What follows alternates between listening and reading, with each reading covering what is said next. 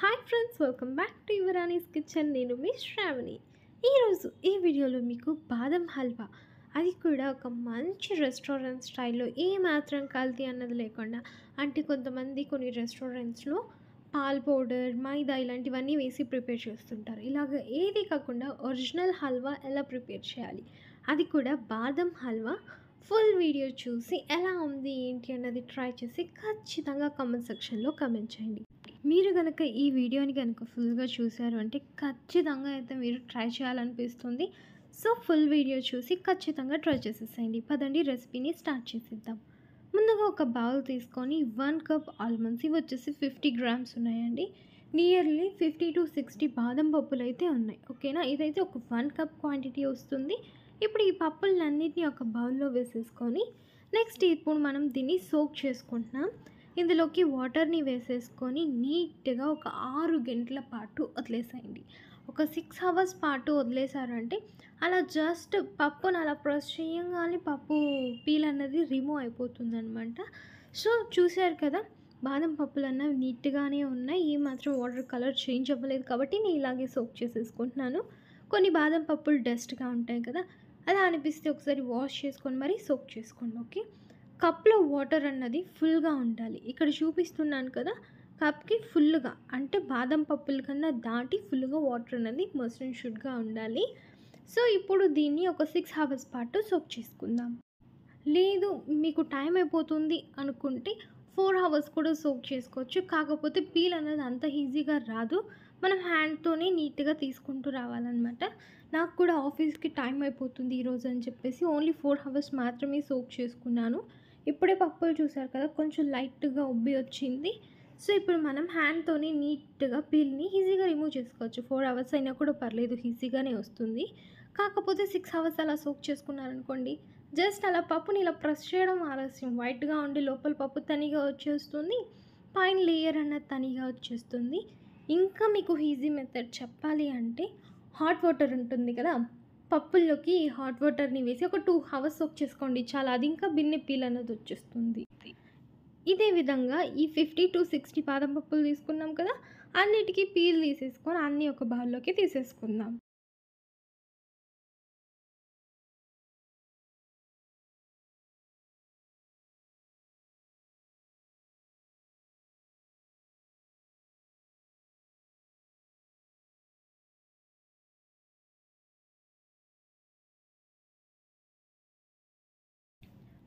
ఫైనల్గా అన్ని పప్పులకి పీల్ అయితే తీసేసానండి. చూసారు కదా, పప్పు క్వాంటిటీ కూడా కొంచెం పెరిగింది లైట్గా ఉబ్బడం వల్ల. సో ఇప్పుడు దీన్ని కొంచెం కొంచెం వాటర్ వేసుకుంటూ మంచిగా పేస్ట్ లాగా చేసేసుకోండి. పేస్ట్ అనేది లైట్గా చాలా చిన్ని రవ్వ ఉంటుంది చూసారా, ఆ మాత్రం నూకగా ఉంటే చాలు. ఇప్పుడు మంచిగా పేస్ట్ చేసేసుకొని ఇప్పుడు దీని ఒక బౌల్లోకి తీసుకుందాం. ఇప్పుడు ఈ మిక్సీ జార్లో మిగిలిండే దాన్ని అస్సలు వేస్ట్ చేయకండి, బాగా వాటర్ వేసేసుకొని నీట్గా మిక్స్ చేసుకొని ఉన్న పేస్ట్ మొత్తం తీసేసుకోండి. ఓకే, ఇప్పుడు కడాయి తీసుకొని, కడాయి వచ్చేసి అడుగు బాగా మందంగా ఉండాలి, అలాంటిదే తీసుకోండి, లేదంటే అడుగు పట్టేస్తుంది ఈజీగా. ఇప్పుడు మొత్తం అందులోకి వేసుకొని మిగిలిన పేస్ట్లోకి కొంచెం వాటర్ వేసుకొని మిక్స్ చేసేసుకొని వేసేసుకోండి. ఇప్పుడు మనకి ఈ ప్రాసెస్ మొత్తం అవ్వడానికి కరెక్ట్ టైం అంటే 45 మినిట్స్ నుంచి 1 అవర్ వరకు తీసుకుంటుందండి. షూర్గా చెప్తున్నాను, టైం తీసుకుంటుంది, టేస్ట్ కూడా అంతే బాగుంటుంది. ఓకే, ఇప్పుడు దీన్ని కంటిన్యూస్గా మిక్స్ చేసుకుంటూనే ఉండాలి. ఇప్పుడు ఈ వాటర్ క్వాంటిటీ అంతా మొత్తం మరిగిపోయి ఉత్త బాదం పేస్ట్ ఉంటుంది చూసారా, అది మాత్రం థిక్గా అయిపోవాలి. ఈ మాత్రం వాటర్ కంటెంట్ అన్నది అస్సలు ఉండకూడదు. అంత బాగా మిక్స్ చేసుకుంటూనే ఉండాలి. అండ్ సైడ్స్ ఉంటాయి కదా, దీన్ని కూడా నీట్గా మిక్స్ చేసుకుంటూ సైడ్కి కూడా నీట్గా తీసుకుంటూ రండి. అప్పుడే మనకి నీట్గా బాగా వస్తుందన్నమాట. లేదు అంటే అడుగు పట్టేస్తుంది. ఓకే, అడుగు నుంచి బాగా గంటని వేసి మిక్స్ చేసుకుంటూ రండి. లైట్గా థిక్ అవుతూ ఉంది చూసారా, ఇంకా ఇట్లాగే మిక్స్ చేసుకుంటూనే ఉండాలి. హై ఫ్లేమ్లోనే పెట్టుకోండి, మీడియం అవసరం లేదు. హై ఫ్లేమ్లోనే పెట్టుకొని బాగా మిక్స్ చేసుకుంటూనే ఉండాలి. ఇప్పుడు ఈ మిక్స్చర్ కొంచెం థిక్గా అవ్వడానికి ఒక 15 మినిట్స్ టైం అయితే పడుతుందని చెప్పాను కదా. సో మీడియం ఫ్లేమ్లో పెట్టారంటే ఇంకా ఎక్కువ టైం అయితే తీసుకుంటుంది. సో హై ఫ్లేమ్లోనే పెట్టుకొని సైడ్ ఎడ్జెస్ అంతా నీట్గా మిక్స్ చేసుకుంటూ బాగా అడుగు నుంచి కలుపుతూ రండి, అడుగు పట్టనివ్వకుండా. అండ్ మీరు మీడియం టు లో ఫ్లేమ్లో పెట్టి పక్కన వెళ్ళి వస్తా అంటే కుదరదు. మొత్తం మాడిపోతుంది అండ్ స్మెల్ కూడా బాగోదు, తినడానికి కూడా టేస్ట్ బాగుండదనమాట. సో ఈ రెసిపీ అయ్యేంత వరకు మీరు గ్యాస్ స్టవ్ ముందరే ఉండాలి, మిక్స్ చేసుకుంటూనే ఉండాలి. ఇప్పుడు ఈ కన్సిస్టెన్సీ వచ్చింది కదా, ఇలా కూడా కాదు, ఇంకా మనకి వాటర్ అనేది మొత్తం డ్రై అయిపోవాలి. సో మిక్స్ చేసుకుంటూనే ఉండండి ఒక 15 minutes పాటు. ఇప్పుడు చూడండి, వాటర్ క్వాంటిటీ అన్నది అస్సలు ఏమాత్రం లేదు కదా. ఈ స్టేజ్లో 1 cup మిల్క్, ఈ మిల్క్లో ఏమాత్రం వాటర్ అన్నది అస్సలు యాడ్ చేయట్లేదు నేను. పచ్చి పాలు, ప్యాకెట్ పాలు అలాగే తీసుకొని యాడ్ చేసుకుంటున్నాను. ఇప్పుడు మిల్క్ వేసాం కదా, బాగా మిక్స్ చేసుకోండి. బాదం పప్పులు అన్నవి పేస్ట్ అన్నది బాగా గడ్డలుగా అయిపోయి ఉంటుంది కదా, మిక్స్ చేసుకోవడం వల్ల ఈ మిల్క్తో బాగా మిక్స్ చేసుకున్నారంటే ఈ లంప్స్ అన్నవి లేకుండా మొత్తం ఈ మిల్క్లో మిక్స్ అయిపోవాలన్నమాట. సో ఆ విధంగా మీరు బాగా మిక్స్ చేసుకుంటూ వచ్చేసేయండి. ఏ మాత్రం లంప్స్ అన్నవి అస్సలు ఉండొద్దు. ఇప్పుడు చూసారు కదా, సైడ్గా లంలా ఉంది. జస్ట్ దీన్ని ఈజీగా అలాగే మిల్క్లోనే అలా జస్ట్ అలా క్రష్ చేశారంటే అయిపోయుద్ది, అలా మెల్ట్ అయిపోతుంది అంతే. సో ఇలా మొత్తాన్ని మిక్స్ చేసేసుకొని ఏమాత్రం లంప్స్ లేకుండా చేసేసుకొని ఇప్పుడు మీరు హై ఫ్లేమ్లో పెట్టుకోండి. హై ఫ్లేమ్లో పెట్టుకొని ఇది కూడా బాగా థిక్ కన్సిస్టెన్సీ అయిపోవాలి. మిల్క్ వేసాం కదా, మిల్క్ కూడా నియర్లీ ఒక 15 minutes టైం అయితే పడుతుందండి. సో మిక్స్ చేసుకుంటూ రండి, అస్సలు మర్చిపోకూడదు. అడుగు నుంచి మిక్స్ చేస్తూ రావాలి అండ్ సైడ్ ఎడ్జెస్ ఉన్నాయి కదా, అక్కడ ఉండేదాన్ని కూడా మొత్తం నీట్గా తీసుకుంటూ నీట్గా మిక్స్ చేసుకుంటూ రావాలి.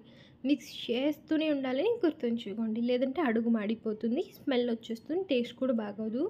ఇప్పుడు చూసారు కదా, బాగా థిక్ కన్సిస్టెన్సీ అయిపోయింది. ఈ స్టేజ్లో మీరు షుగర్ వేసేసుకోండి. బాదం పప్పులు ఎంతైతే తీసుకున్నారో దాంట్లో హాఫ్ క్వాంటిటీ షుగర్ అన్నది సరిపోతుంది. తక్కువ షుగర్ తింటాము అనేవాళ్ళు, లేదు మేము నార్మల్గా తింటామంటే ఒక 1/4 cup షుగర్ ఓకే చాలు.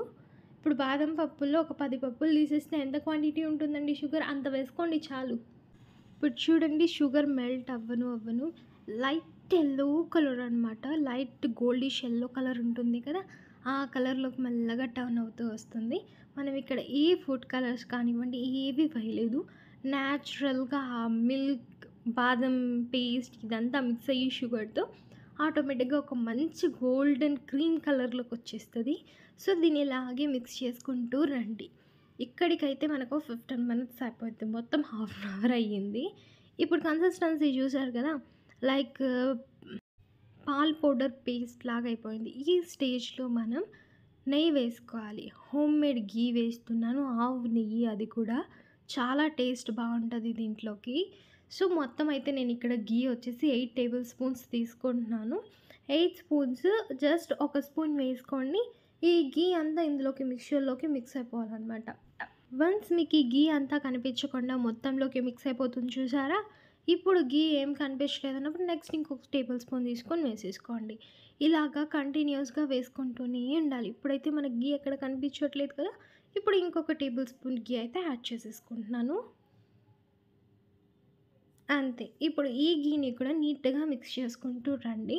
ఎంతసేపటి వరకు అంటే మనకి ఈ పేస్ట్ వచ్చేసి ఏ మాత్రం కడాయికి వచ్చేసి అంటుకోకూడదు, వీలైనంత వరకు సపరేట్ అయిపోతూ బాగా థిక్గా అయిపోతుందన్నమాట. మీకు అది ఎలాగ ఫైండ్ అవుట్ చేయాలి కన్సిస్టెన్సీ అన్నది మీకు చూపిస్తా, ఓకేనా, మీరేం టెన్షన్ పడక్కర్లేదు. ఇప్పుడు దీంట్లోకి 2 tablespoons వేసాం కదా, ఇప్పుడు 3rd tablespoon నెయ్యి కూడా వేసేసుకొని మిక్స్ చేసేసుకోండి. ఇలాగ 8 tablespoons వేసుకుంటూ మిక్స్ చేసుకుంటూనే రావాలి. టైం అయితే పడుతుందండి, టైం పట్టందే ఏది టేస్ట్ రాదు కదా, దీనికైతే ఖచ్చితంగా టైం తీసుకుంటుంది, బట్ రిజల్ట్ మాత్రం సూపర్గా ఉంటుంది. మీరు ఇంత కష్టపడిన దానికి వర్త్ టేస్ట్ అని చెప్పచ్చు. సో జస్ట్ అలా మిక్స్ చేసుకుంటూనే రండి. ఇప్పుడు 3 tablespoons వేసుకున్నాం కదా, ఇంకొక టేబుల్ స్పూన్ గీ కూడా వేసుకుందాం. ఇలా 8 times వేసుకొని మిక్స్ చేసుకుంటూ రండి. కొంతమంది ఓన్లీ గీనే ప్రిఫర్ చేయరు, ఎగుటైపోతుంది, ఆ ఫ్లేవర్ నచ్చదు అంటారు కదా, వాళ్ళు ఏం చేస్తారంటే ఒక 4 tablespoons గీ తీసుకున్నారంటే ఒక 4 tablespoons ఆయిల్ తీసుకోండి, ఓకే. అప్పుడు మీకు అంత ఎగుట అన్నది అనిపించదు. కొంతమంది గీ అలవాటు ఉన్న వాళ్ళకి, నాకైతే గీ బాగా అలవాటు అనమాట. సో ఎంత గీ వేసుకున్నా నేను బాగా టేస్టీగా తినేస్తాను, అంత ఎగుట అనిపించదు నాకు. కొంతమందికి అలా కాదు, కొంతమందికి వచ్చేసి ఒక 1 tablespoon గీ పడింది, అది ఆ ఫ్లేవర్ నచ్చకుండా ఉంటుంది కదా, సో వాళ్ళైతే కొంచెం ఆయిల్ కొంచెం గీ ప్రిఫర్ చేసుకొని మిక్స్ చేసుకోండి. పూర్తిగా గీని కనుక అవాయిడ్ చేశారు అనుకుంటే ఈ బాదం హల్వాకి టేస్టే రాదు. సో మస్ట్ అండ్ షుడ్గా ఆవు నెయ్యి, అది కూడా ఒక 4 టేబుల్ స్పూన్స్ మస్ట్ అండ్ షుడ్‌గా ప్రిఫర్ చేయండి. అప్పుడే మంచి టేస్ట్. ఓకే. ఇప్పుడైతే మొత్తానికి ఒక 8 టేబుల్ స్పూన్స్ ఘీ వేసి బాగా మిక్స్ చేసేసుకున్న తర్వాత కన్సిస్టెన్సీ అయితే ఫైనల్‌గా ఇలాగే ఉంటుందండి. బాగా మంచి సాఫ్ట్ పేస్ట్ లాగా అయిపోయి ఉంటుంది. ఈ కన్సిస్టెన్సీలో మీరు గ్యాస్ స్టవ్ ఆఫ్ చేసేసుకుంటే సరిపోతుంది. జస్ట్ ఒక 2 మినిట్స్ అలా వదిలేసారనుకోండి, హీట్ తగ్గగానే బాగా దాంట్లో ఉండే నెయ్యి అంతా కొంచెం అలా బయటకొచ్చేస్తుందనమాట. ఇప్పుడు ఈ కన్సిస్టెన్సీలో ఒక బౌల్‌లోకి తీసేసుకుంటే అంతే. అలా స్పూన్‌లోకి తీసుకొని అలా జస్ట్ ఒకసారి రివర్స్‌కి వేసి చూడండి. అలా జారిపోతుందనమాట. అంతే, అదే పర్ఫెక్ట్ కన్సిస్టెన్సీ.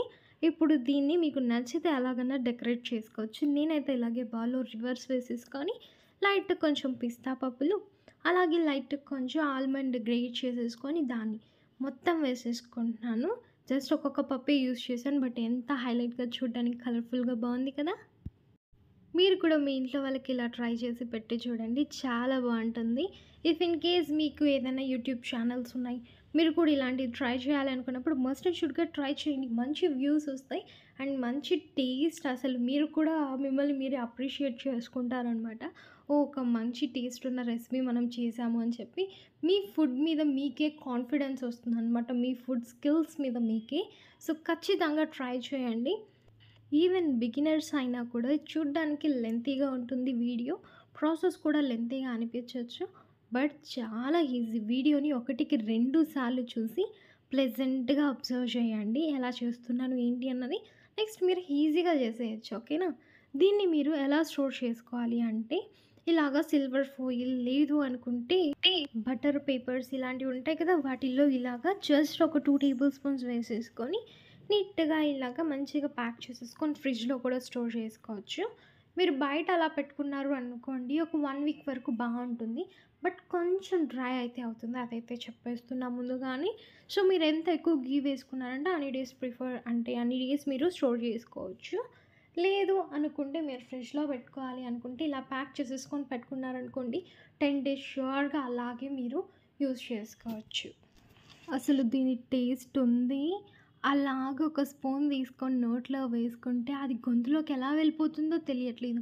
నెక్స్ట్ ఇంకొక స్పూన్ వెంటనే తీసుకొని తినేయాలనిపిస్తుంది. అది తిన్న తర్వాత నెక్స్ట్ ఇంకొక స్పూన్ అలా మీరే ఖాళీ చేసేస్తారండి మొత్తం బౌల్ అంతా. ఇంట్లో ఎవ్వరికీ ఉంచరు. అంత టేస్టీగా ఉంటుంది. Trust me. And must and షుడ్‌గా ట్రై చేయండి. Okay. Bye friends. Have a nice day. మరికొన్ని మంచి రెసిపీస్‌తో మీ ముందుకు వచ్చేస్తాను. బాయ్.